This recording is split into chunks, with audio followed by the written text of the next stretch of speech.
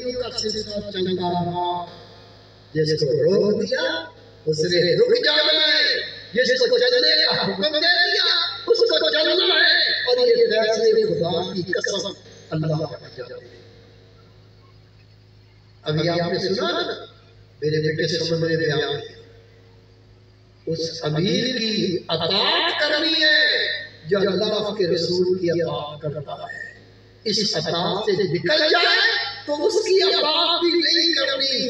یہ حکم ہے، یہ واجب ہے، انکار کرنا گناہ کبیرہ ہے۔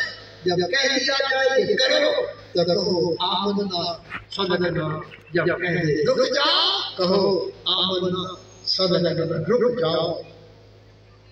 یہ ہے میرا دین، اس کے اندر اپنی مرضی۔ حضرت امام شیرازی رحمۃ اللہ یہ طریقت کے وہ امام ہیں جنہوں نے طریقت روحانیت تقویٰ پرہیزگاری کے دریا بہا دیے۔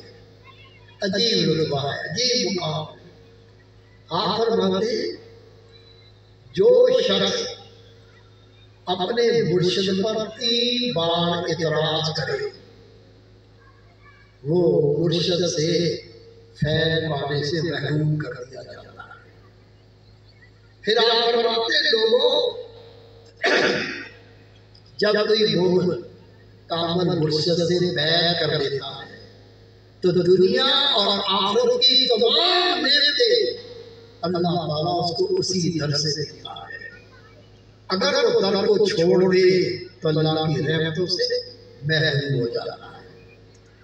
پہلی بات اللہ کی رحمتیں، برکتیں، اللہ تعالیٰ کے انعامات مرشد کے در پر ملتے ہیں۔